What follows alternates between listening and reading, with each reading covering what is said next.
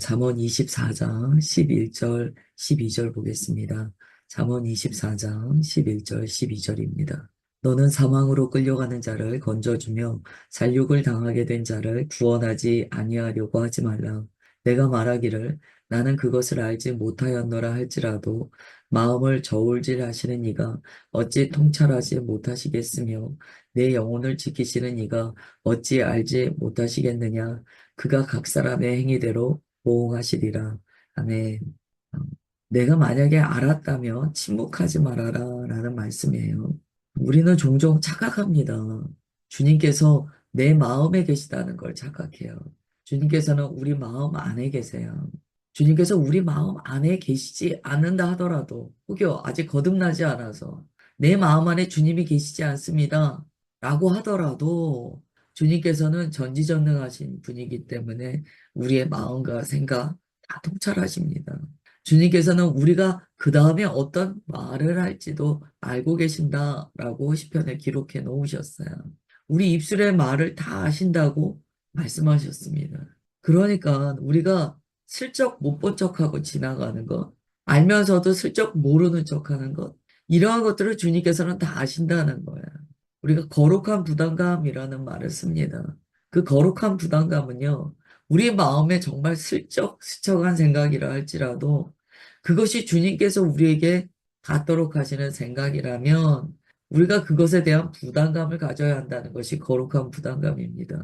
11절, 12절 말씀은 바로 우리의 모든 생각을 아시고 우리 입술의 말을 아시고 마음을 감찰하시는 주님께서 우리가 알면서도 슬쩍 눈 감은 일들을 다 알고 계시다는 거예요.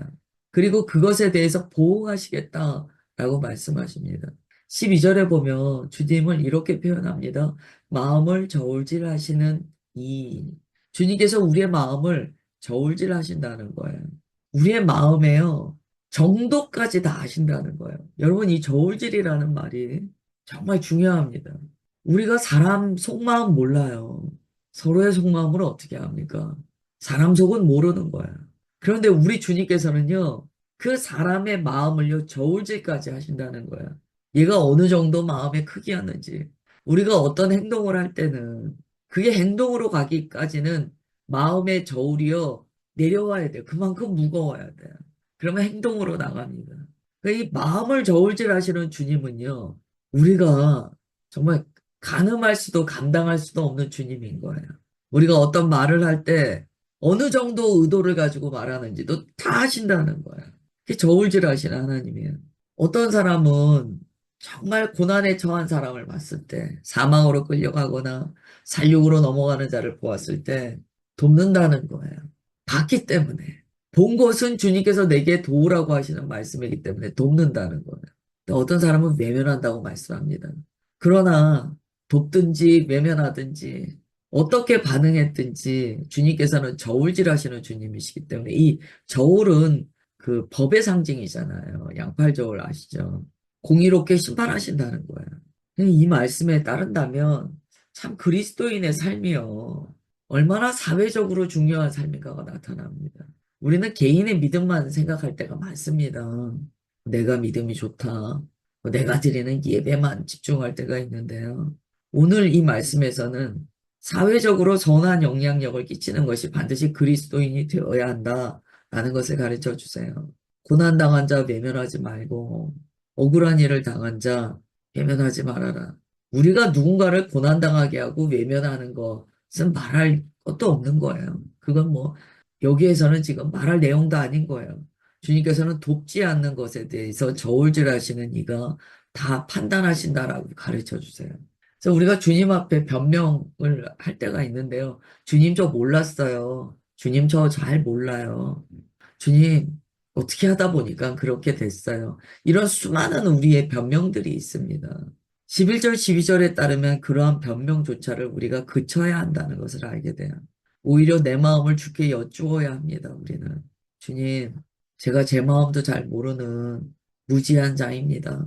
주님, 제 마음을 주의 저울에 달아보시고, 제 마음에 대하여 주님, 말씀하여 주옵소서. 오히려 그렇게 이야기하는 것이, 그렇게 기도 드리는 것이 정직합니다. 그 다음에 13절, 14절이에요. 내 아들아 꿀을 먹어라 이것이 좋으니라 송이 꿀을 먹어라 이것이 내 입에 다니라 지혜가 내 영혼에게 이와 같은 줄을 알라 이것을 얻으면 정령이 내 장래가 있겠고 내 소망이 끊어지지 아니하리라. 아멘. 꿀은요 지혜를 의미합니다. 말씀이 없다면 우리는 미래 소망이 없다고 말씀하세요. 정말 성경 말씀에서 우리를 가르쳐 주신 그 훈계를 우리가 듣지 못한다면 내 맘대로 삽니다. 내 맘대로 살아요. 성경이 있지만 성경을 읽지도 않고 성경의 말씀에 자신의 마음을 두지도 않는다면 예수님 믿는다고 하지만 결국 자기가 주인 돼서 자기 맘대로 삽니다. 말씀하시는 거예요. 말씀이 꿀이다. 이제 꿀은요, 그 당시에 이제 몸에 굉장히 좋은 귀한 음식이죠. 또한 자연에서 얻을 수 있는 가장 좋은 이 먹거리로서 소개가 됩니다. 꿀 먹으면 힘이 나요. 우리 사무엘 상에도 나오잖아요. 꿀 먹으니까 눈이 밝아지고 힘이 났다라고 이야기하잖아요. 그 당시에는 뭐 이렇게 좋은 음식이 많지 않기 때문에 그 꿀이 정말 좋은 힘을 주는 음식이었다는 거예요. 막 힘들고 아픈 사람들 꿀 먹이면 일어나는 거예요. 그 정도로 좋은 음식이라는 거예요. 지혜가. 그 당시에 꿀처럼 자연에서 얻을 수 있는 좋은 음식이 없는데 그런 꿀과 같다는 거예요. 아, 근데 제가 이게 꿀이 가지는 특징을 한번 생각해 봤어요. 꿀이 가지는 특징. 먼저는 자연에서 얻어진다라는 거예요. 내 안에서 얻을 수는 없죠. 내 안에서는 얻을 수가 없어요. 그, 저 생각이 안 나네요. 그 누구죠? 삼손. 삼손이 그때 수수께끼 낼 때 보시면 사자가 죽어 있는데 그 안에 꿀이 있잖아요. 그게 굉장히 상징적인 장면입니다. 저는 묵상할 때 어떤 의미에서는 하나님께서 삼손에게 그런 자가 되라고 요구하셨다라는 생각이 들어요. 물론 뭐 수수께끼에 그게 이용이 됐지만 삼손에게요. 속에 꿀이 들어있는 사자와 같이 되라고 말씀하지 않으셨을까라는 생각이 들어요. 여러분, 이 속에 꿀이 있는 사자 누구입니까? 겉으로 강해요. 강력한 주님의 힘이 있어요. 그러나 그 안에는 지혜의 말씀이 가득한 거예요. 얼마나 은혜가 됩니까? 주님께서 지금 말씀을 꿀에 비유하세요. 먹으라는 거예요. 그러나 우리는 여기서 더 나가서 좀 묵상했으면 좋겠어요. 하나님께서 주시는 이 강력한 힘이요. 지혜, 이 꿀로부터 나온다는 거예요. 근데 여러분, 지혜자는 못 당합니다. 지혜자는요, 주님의 말씀으로 꽉 채워져 있는 사람이기 때문에요. 못 당해요. 하나님의 지혜로 싸우는 자는 못 당합니다. 그게 잠언에 계속 나오는 지혜로서 베풀어지는 지략이에요. 이 지혜가요, 영혼을요, 소망이 있게 한대요. 장래가 있게 한대요. 지혜가 없는 자는요, 장래가 없대요. 소망이 없대요. 그만큼 지혜가 중요합니다. 우리가 주님의 말씀 가운데 정말 생명의 말씀으로 받아 헌신해야 됩니다. 그게 우리의 영혼에게 소망이 되고 미래의 희망이 되기 때문에 15절, 16절 보겠습니다. 악한 자여 의인의 집을 엿보지 말며 그가 쉬는 처소를 헐지 말지어다. 대저 의인은 7번 넘어질지라도 다시 일어나려니와 악인은 재앙으로 말미암아 엎드러지느니라. 아멘. 악인에게 경고하세요. 의인의 집 엿보지 말아라. 노리지 말아라. 빼앗으려고 하지 말아라. 그가 쉬고 있는 처소를 헐려고 하지 말지어다. 이거는 악인의 특징을 알기 때문에 하시는 말씀이에요. 악인의 특징은요, 의인을 보면 정말 이 마음에서 회가 동합니다. 견딜 수 없어요. 내가 악한데, 여러분, 악은 특징이 이런 특징을 가지고 있어요. 악은요, 선을 없애면 자신들이 악이 아니라고 생각을 해요. 이 세상에서 벌어지는 일이에요. 악인은요, 선을 행하는 자, 의인, 선한 것을 말하는 자, 이런 걸 이제 잘라내야 된다고 생각해요. 이런 자들을 잘라내야 돼. 그래야 우리의 악함이 악도 선인도 아닌 게 돼. 우리가 악행을 하면서 선하다라고 주장할 수 있어라고 생각해요. 그래서 악한 자의 특징은요, 의인의 입을 막고 의인을 없이 하려고 합니다. 그 특징이에요. 그러니까 15절에 말씀하세요. 악한 자여, 의인 건들지 말아라. 네 마음의 욕망을 알고 있다. 의인 건들지 말아라. 그러시면서 이렇게 말씀하세요. 의인은 7번 넘어져도 일어난다. 왜요? 그 앞에 뭐라고 말씀하셨냐면 지혜의 말씀이요. 지혜가 있는 자는요. 장래가 있고 미래 소망이 있대요. 이게 무슨 말씀입니까? 계속 다시 일어난다는 거예요. 지혜가 있는 자는요, 그 자리에 주저앉는 게 아니고 주님께서 주시는 지혜의 말씀이 있기 때문에 계속 소망을 얻는다는 거예요. 계속 일어납니다. 7번 넘어져도 일어난다는 것은 넘어질 수는 있다는 거예요. 의인도 넘어진대요. 그러나 일어난다는 거예요. 근데 악인은요, 안 넘어져요. 안 넘어지는 것 같아요. 그런데 어떻게 되냐면 재앙으로 엎드러진다는 거예요. 망한다는 거예요. 다르죠. 의인은 넘어지지만 일어나요. 악인은 자기 힘으로 버티다가 재앙으로 망한대요. 그래서 주님께서 계속 악인의 형통을 부러워하지 말라고 말씀하시는 거예요. 악인이 형통한 것 같이 보여요. 그러나 하나님께서 뭐라고 말씀하십니까? 우리의 마음을 저울에 달아보시는 하나님이에요. 그 하나님께서요, 악인은요, 넘어지지 않는 것 같지만, 넘어지지 않는 게 뭐가 중요합니까? 망해요. 망한다라고 말씀하세요.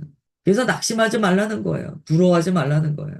하나님께서 다 알고 계시고 보고 계시기 때문에 우리가 신경 쓸 것은 내 안이 정말 주님의 지혜의 말씀으로 차서 의의 길을 걷고 있는가? 그게 더 중요한 거예요. 결론 때문에 내가 낙심할 이유 없는 거예요. 그 다음에 17절, 18절입니다. 내 원수가 넘어질 때 즐거워하지 말며 그가 엎드러질 때 마음에 기뻐하지 말라. 여호와께서 이것을 보시고 기뻐하지 아니하사 그의 진노를 그에게서 옮기실까 두려우니라. 아멘.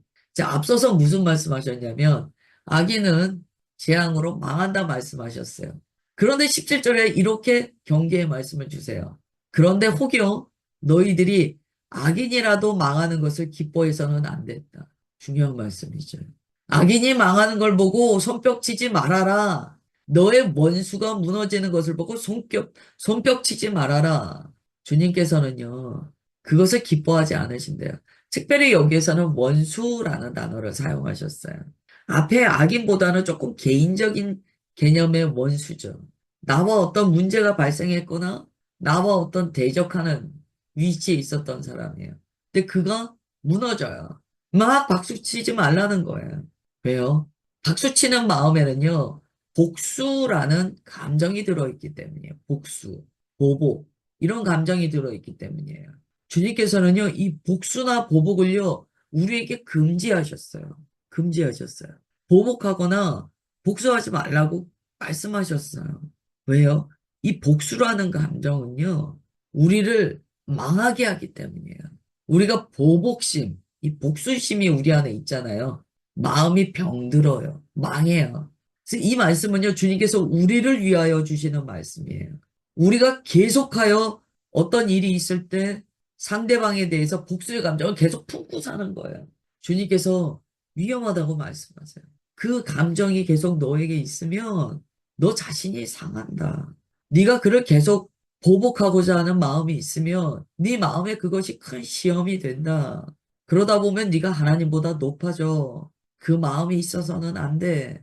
여러분 여기서 우리가 알게 돼요. 의의를 분별하고 불의한 것을 분별하는 것은 당연합니다. 당연해요. 그 마음은 당연해요. 그러나 우리가 그 어떤 의와 불의의 소용돌이에 우리가 막 들어가서요. 어떤 때는 이게 의인지 불의인지 막 모르게 될 때가 있어요. 그러면서 끝에 가서 우리 마음에 복수심만 남는 거예요. 그거 주의하라고 말씀하세요. 로마서 12장 19절에 보면 주님께서 이렇게 말씀하십니다.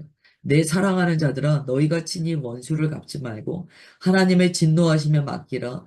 기록되었을 때 원수 갚는 것이 내게 있으니 내가 갚으리라고 주께서 말씀하시니라. 아멘. 우리가 불의한 것을 분별하는 것은 너무나 중요합니다. 그러나 그것에 대한 복수심에 불타서 원수를 내가 갚으려고 하잖아요. 그러면 원수 갚는 것이 주님께 있는 권한인데 그것을 월권하게 된다는 거예요. 조심하라고 말씀합니다. 아, 그러면 우리는 아무것도 하지 않아야겠네요.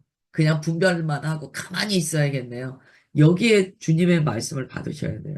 주님께서 앞에 뭐라고 하셨습니까? 우리가 읽었던 처음 11절이죠. 11절. 너는 사망으로 끌려가는 자를 건져주며 살육을 당하게 된 자를 구원하지 아니하려고 하지 말라. 이 말씀이 뭡니까? 여러분 지금 이 말씀과 어떻게 보면 뭐 보복이나 불의한 것에 대한 대항이나 이런 게 모순되는 것 같다는 느낌이 들어요. 지금 잠언은요. 정말 잠언은 통전적으로 읽어야 돼요. 주님께서 무엇라 말씀하시는가를 우리가 잘 분별해야 됩니다. 아까는 침묵하면 안 된다고 말씀하셨어요. 그러나 지금은 보복하지 말라고 말씀하세요. 무슨 의미입니까?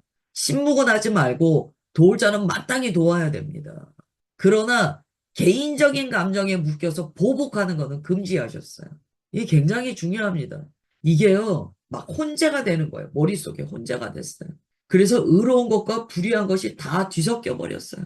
그러면 어떻게 됩니까? 불의한 일이 일어나고 있는데 침묵해요. 그리고 이거는 보복해야 되는 일이 아닌데 내 개인적인 상한 감정 때문에 막 복수합니다. 막 소심하게도 복수하고 때로는 진하게 보복하고 막 합니다.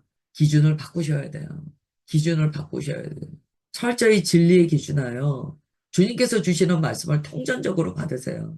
그래서 어떤 상황을 봤을 때, 아, 저게 불의한 일이 일어났네. 안 되지. 주님께서 저 사람 도우라고 말씀하셔. 적극적으로 도우셔야 돼요. 그리고 만약에 나의 어떤 감정에 휘말려서 복수심으로 내가 막 나가려고 할 때는 딱 멈추셔야 돼요. 이거 내가 하나님보다 앞서서 복수하려고 하네. 이건 아니야. 여러분 잘 분별하십시오. 오늘은 우리가 성금요일인데요. 오늘 우리가 나눌 복음에도 나와 있어요. 십자가 안에는요. 이러한 의미가 다 담겨 있습니다. 그다음에 19절, 20절이에요. 너는 행악자들로 말미암아 분을 품지 말며 악인의 형통함을 부러워하지 말라. 대저 행악자는 장래가 없겠고 악인의 등불은 꺼지리라. 아멘. 주님께서 말씀하세요. 행악자로 말미암아 분을 품지 말고 앞서 말씀하신 내용이 결국 사람의 감정으로 분을 품는 것에 대한 경계하라는 말씀이셨구나 라는 것을 깨닫게 돼요. 행악자들로 말미암아 분을 품지 말라는 것은요. 행악자의 일을 침묵하고 방치하라는 것이 아닙니다. 그것에 대하여 너가 잘못된 보복심이나 복수심에 불타서 너 자신을 해치지 말라는 거예요. 우리가 진리로서 주님의 뜻을 섬기며 나아갈 때 때로는 우리의 마음이요. 잘못된 뜨거운 불이 꺼집니다. 오히려 마음이 어떤 의미에서는 냉철하게 돼요. 화낼 일이 아니고 진리의 검을 들어야 되는 일인 거예요. 잘 분별하셔야 돼요. 악인의 형통함을 부러워한다는 게 뭡니까? 이것도 상당히 개인적인 감정이에요. 나와 그를 견주어서 부러워하는 거예요. 그런 비교의식은 어제도 말씀드렸지만 주님께서 하지 말라고 말씀하세요. 20절, 행악자는 장래가 없다. 악인의 등불은 꺼진다. 이게 악인의 결론이다. 다른 결론은 없다. 내가 그렇게 이미 나의 뜻을 정하였고 내가 정한 뜻에 따라 그들은 마땅한 보응을 받는다. 너는 그것까지 미리 짐작하면서 지레짐작하면서 네 마음을 상하게 하지 말아라. 내게 맡겨라. 21절, 22절 그래서 말씀합니다. 내 아들아 여호와의 왕을 경외하고 반역자들과 더불어 사귀지 말라. 대저 그들의 재앙은 속히 임하리니 그 둘의 멸망을 누가 알랴. 아멘. 진리의 검을 들지 않고 감정에 치우치면 반역자와 사귈 가능성이 있습니다. 그러니까 말씀하시는 거예요. 하나님을 경외하라. 그들은 재앙이 속히 임할 것이다. 중요한 말씀이죠. 오늘 말씀이 22절까지 계속 연결됩니다. 우리는 이 사회 현상이나 내 주변에 벌어지는 일을요, 진리로서 분별하셔야 해요. 진리의 말씀의 검으로 분별하시고, 주님께서 불의한 것에 대해서 성령의 말씀의 검을 들라고 할 때 우리는 침묵하지 말고 들어야 됩니다. 그러나 인간적인 방법으로 어떤 감정의 치우침이나 복수심으로 그 문제를 해결하려고 해서는 안 돼요. 오늘은 예수 그리스도의 성금요일인데 오늘 주님께서 특별히 두 가지의 칼에 대해서 말씀을 주셨다고 생각이 돼요. 하나는 진리의 검이고요. 하나는 내 마음의 칼입니다. 내 마음의 칼은 꽂으셔야 돼요. 그러나 진리의 검은 드셔야 돼요. 오늘 말씀은 그걸 분별하라고 가르쳐 주십니다. 기도하겠습니다. 하나님 아버지, 주님께서 주시는 말씀이 언제나 우리의 영혼육을 찔러 쪼개며 주님의 의의 말씀 앞에 엎드리도록 하시오니 감사드립니다. 오늘 말씀으로 우리가 삶을 살아나가는 삶의 태도를 점검하게 됩니다. 나는 주님께서 지혜로서 말씀의 검을 들으라고 할 때 들었는가? 혹은 나는 주님께서 칼을 꽂으라 말씀하실 때 내 마음속에서 칼을 꺼내 내 힘으로 그것을 휘두르지 않았는가? 주님 생각해 봅니다. 참으로 우리가 진리 안에 온전히 헌신되어 있지 않다면 분별하기 어려운 말씀인 것을 압니다. 오늘 함께하는 주의 자녀들, 주님께서 주시는 성령의 말씀의 검으로 온전히 세워지게 하옵소서. 그래서 사자가 뿔을 품고 있듯이 그 안에 지혜로 가득 찬 하나님의 거룩한 군사로 일어나게 하옵소서. 우리의 모든 개인적인 감정, 특별히 악감정들이 있다면 다 내려놓습니다. 주님께서 우리의 마음을 만지시오니 모든 일의 결국은 주께 맡기오며 다만 주님께서 순종하라 말씀하시는 영역에 우리는 나 자신을 생각지 않고 주님의 뜻에 따르기로 결단합니다. 주님 그렇게 주의 자녀들 오늘 말씀으로 온전케 하여 주시고 삶이 진리로 세워지게 하옵소서. 그렇게 역사하시는 주님께 모든 감사 올려드리오며 사랑하는 주 예수 그리스도의 이름으로 기도드리옵나이다. 아멘.